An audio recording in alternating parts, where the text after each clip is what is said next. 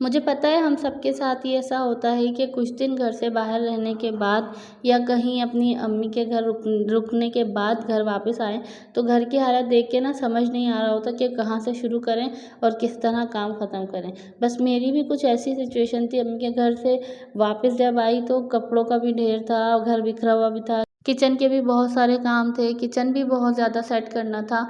तो मैंने इसलिए ना अपनी काम को ना डिवाइड कर लिया था कि मुझे कौन से दिन क्या करना है। और स्पेशली ये चीज़ तब ज़्यादा मुश्किल हो जाती है करना जब आपके छोटे बच्चे का साथ हो। तो मैं आज के व्लॉग में आपको दिखाऊंगी कि मैं घर और किचन अपनी बेटी के साथ कैसे मैनेज करती हूँ, और मैं आप लोगों को बताऊंगी कि किस तरह हम बच्चों को ना इंगेज कर सकते हैं। अस्सलाम वालेकुम my YouTube family, my beautiful ladies, कैसी हैं आप सब? उम्मीद है आप सब खैरियत से होंगी। अल्हम्दुलिल्लाह मैं भी बिल्कुल ठीक हूँ। यहाँ पर व्लॉग स्टार्ट हो रहा है मॉर्निंग से ना, 9-10 बजे का टाइम था तो मैंने कूलर वगैरह बना लिया था। अच्छा, गर्मियों में ना मैं कूलर बना के रख लेती हूँ। वैसे तो मैं और अरवा फातिमा ही होते हैं घर में, लेकिन फिर भी ना बार बार बोतल्स जो है वो खाली होती रहती हैं। वो ये मतलब ये भी एक काम ही है, डबल काम बढ़ जाता है आपके ऊपर के बोतलें भी भरो, फिर अलग से जो है ना वो बार बार पानी ख़त्म होता रहता है तो बोतलें भरो, और अगर बोतलें भरी हुई ना हो, फ्रिज में ना रखी हो, ठंडी ना हो, तो फिर गर्मी में जो है वो पानी पीने को भी मतलब ठंडा पानी भी नहीं मिल सकता। तो इसलिए जो बॉटल्स वगैरह भर के रखी होती है ना फ्रिज में, वो हस्बैंड के लिए या कभी कभी मेहमान वगैरह, या कभी बहुत ज़्यादा मुझे ज़रूरत होती है तो मैं निकाल लेती हूँ। बाकी ना फ्रिज कूलर बर्फ़ जमा देती हूँ मैं, और ना वो फिर वो कूलर में आराम से डाल देती हूँ। तो सुबह सुबह कूलर बना लिया था, और साथ ही ना मूँग खड़े मसूर की दाल मुझे बनानी थी, तो मैंने ना 1 घंटा पहले दाल भिगो के रख दी थी, तो इससे ना जल्दी गल जाती है। उसके बाद सिंपली मसाले डाल के दाल भी चढ़ा दी थी।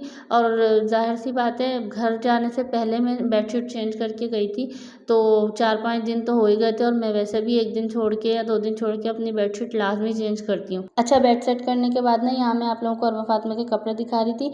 वो जो लास्ट वीडियो में मैंने आप लोगों के साथ शेयर किया था ना कि मैंने स्टिच करवाए अपनी अम्मी से, अपने दुपट्टों में से जो बनवाए थे कपड़े, ये वही हैं। ये सारे सूट ना मेरे दुपट्टों में से ही बने हैं, जिनके कपड़े ख़राब हो गए या ऐसे हैं जो मैं पहनती नहीं हूँ, वो वाले कपड़ों के मैंने बनवाए थे। अच्छा, ये वाला सूट इतना अच्छा लग रहा था, इसकी ना दुपट्टे में मेरी पीको हुई थी ना, ये अम्मी ने फ्रॉक के जो घेर होते हैं ना उसमें बना दिया था। बहुत अच्छा लग रहा था, मतलब इस तरह से घेर बनाए थे कि वो जो पीको थी ना वो उसमें आ रही थी। तो आप लोग भी अगर चाहें तो इस तरीके से अपने कपड़े, अपने जो भी दुपट्टे वगैरह हैं, अगर आपके बच्चे मतलब इतने बड़े हैं, 2.5-3 साल के या 3-3.5 साल के, और कद वगैरह के हिसाब से, तो आप इस तरह यूटिलाइज़ कर सकते हैं। अरवा फातिमा भी साथ ही साथ घूम रही थी, तो फिर मैंने बोला कि चलो अब इनको भी इंगेज करती हूँ। ये बहुत टाइम पहले मैं मैट लेकर आई थी इनके लिए ना, जब वो एक तो वो वाला मैट, कलरिंग मैट भी शायद मैंने आप लोगों को दिखाया था या शायद आपको बताया था उसके बारे में। मैं आपको नेक्स्ट वीडियो में वो भी शो करवा दूँगी, शेयर कर दूँगी आपके साथ। इस तरह के मैट ना बहुत अच्छे होते हैं। बच्चा ना इस तरह से, जो छोटे बच्चे हैं, जैसे अरवा फातिमा भी 2.5-3 साल की हैं, प्रॉपर 3 साल की भी नहीं है, तो ना मैं अभी से ही उनको सिखाती रहती हूँ कि भाई आप इस तरीके से ए जोड़ें, बी, माशाल्लाह से ना वो खुद आप देख रहे होंगे वीडियो में कि वो किस तरीके से शेप जो है वो उन्हीं में फिक्स कर रही हैं। जैसे डी को डी में लगा रही हैं, जी को जी में, तो मैं इस तरह ना उनके साथ हेल्प मतलब बैठ के करवाती रहती हूँ, और उनको ना इंगेज कर दिया था इसमें। फिर मैं आ गई थी दोबारा से कमरे में। यहाँ पर मैं ड्रेसिंग साफ़ कर रही थी, और ड्रेसिंग इतनी ज़्यादा गंदी हो रही थी, बहुत ज़्यादा मिट्टी इतनी जम गई थी। असल में ना यहाँ मेरे हस्बैंड ऑयल वगैरह भी यूज़ करते हैं ना बालों में, शावर लेने के बाद ना, तो ऑयल जो कंसिस्टेंट रखा हुआ होता है ना, तो वो फिर जमने लग जाता है, और मिट्टी के साथ तो बहुत ही ज़्यादा गंदा होता है। तो फिर मैंने अच्छी तरीके से ना स्क्रबर जो होता है जूना वो वाला, उससे हल्के बिल्कुल हाथों से ना इसको रगड़ा, ताकि ये जो है ना सारा मैल जो है वो निकल जाए। और वाकई बहुत ज़्यादा गंदी हो रही थी, अब साफ़ हुई तो बहुत ज़्यादा मतलब सफाई लग रही है कि हाँ अब साफ़ हो गई है। उसके बाद फिर मुझे कपड़े भी तय करने थे। 1 दिन पहले जो मैंने घर से आके, अम्मी के घर से आके कपड़े वगैरह वॉश किए थे, वो सारे कपड़े भी मैंने तय करके रखे, क्योंकि हवा इतनी ज़्यादा चलती है, मिट्टी आ जाती है, फिर बार बार जो है ना कपड़े गंदे होते हैं डस्ट में, धूल में, तो इसलिए हाथ के हाथ तय कर दो ना, तो काम भी इस तरीके से कम होता रहता है, बर्डन भी नहीं पड़ता, और ना कपड़े भी फैले हुए नहीं लगते, और सारी मेहनत जो करी होती है ना हम लोगों ने, वो सब बर्बाद नहीं होती। वरना अगर कपड़े ऐसे ही रखे रहे ना तो मेहनत ख़राब हो जाती है, बर्बाद। इतनी देर में दाल वगैरह भी मेरी हो गई थी, तो मैंने ना फिर जल्दी से दाल को घोट लिया था अच्छी तरीके से। अच्छा, ये वाली दाल ना मुझे स्पेशली बहुत ज़्यादा, वैसे तो घुट घुट के अच्छी लगती है, लेकिन मुझे बहुत ज़्यादा घुटी हुई नहीं अच्छी लगती, तो मैं बहुत ज़्यादा बिल्कुल पीसती नहीं हूँ दाल को ना, हल्का हल्का सा साबित जैसे होती है वो भी रखती हूँ। अच्छा, दाल हो गई थी, थोड़ा सा पानी डाल के ना मैंने उसको साइड में रख दिया था। यहाँ पर मैं चावल बना रही थी। यहाँ पर ना मैं प्याज वाले जो बनते हैं ना चावल, ये बहुत मज़े के बनते हैं। अच्छा, मैं बहुत कम बनाती हूँ, वैसे मैं बॉयल्ड ही करती हूँ, लेकिन ना आज मेरा दिल था कि मैं दाल के साथ ना इस तरह से बनाऊँ, लेकिन ये बहुत मज़े के लग रहे थे। मतलब दाल का जो अपना टेस्ट था ना उस इन्हेंस हो गया था। अच्छा, यहाँ बघार लगाने के लिए ना मैंने लहसुन तो काट लिए थे, लेकिन ये जो गोल वाली मिर्चें होती है ना, इसकी जो ये बॉक्स है ये ना थोड़ा गंदा हो गया था, थोड़ा नहीं ज़्यादा ही गंदा हो गया था। तो फिर मैंने कहा अब जब डाल ही रही हूँ इसके अंदर, दोबारा से रिफ़िल कर रही हूँ, तो फिर इसको वॉश करके ही करूँ। तो इस तरीके से ना बॉक्स साफ़ भी रहते हैं और ना एक साथ निकालो सारे साफ़ करो, बर्डन नहीं पड़ता।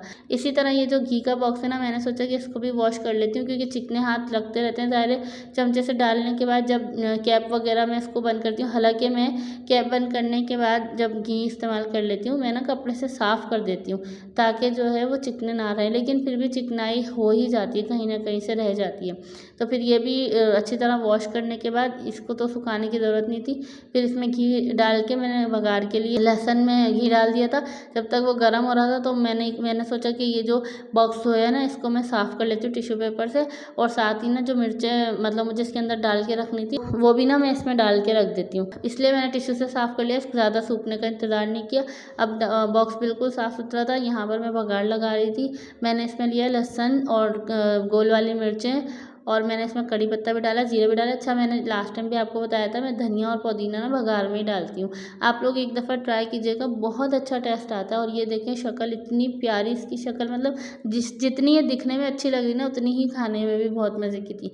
अच्छा, फिर काफ़ी दिन हो गए थे, आज इस बार ना मैंने बहुत टाइम से मिर्चें नहीं बनाई थी। भरी हुई मिर्चें मैं बना के रखती हूँ, मुझे भी पसंद है और दाल चावल के साथ तो बहुत ही अच्छी लगती है। तो मैंने सोचा कि आज ही कर लेती हूँ।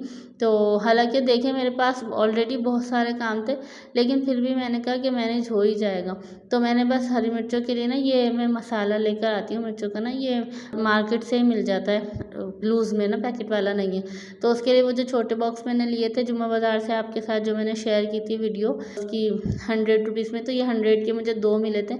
तो फिर इसी में मैंने मिर्चों का मसाला भी डाल के रखा, और मसाले में ना मैंने सिर्फ चाट मसाला मिलाया था, नींबू पूरा एक लिया था, थोड़ा खट्टा खट्टा भी अच्छा लगता है उसमें, फिर पानी मिला के और ना मिर्चों में फिल कर लिया था।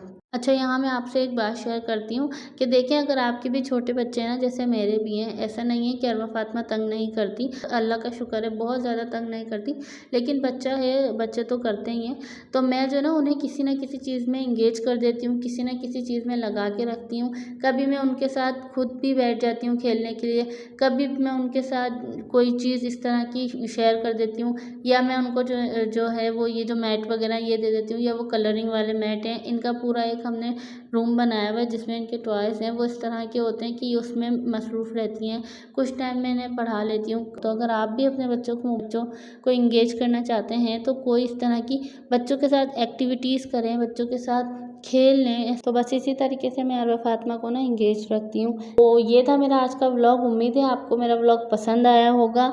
अगर पसंद आया है तो लाइक शेयर कमेंट करना बिल्कुल भी ना भूलें, और अगर आप मेरे चैनल पे न्यू हैं तो सब्सक्राइब लाजमी करके जाइएगा। मैं आपसे मिलूँगी नेक्स्ट व्लॉग में, तब तक के लिए अपना और अपने प्यारों का ख्याल रखें, मुझे दुआओं में याद रखें। अल्लाह हाफिज़।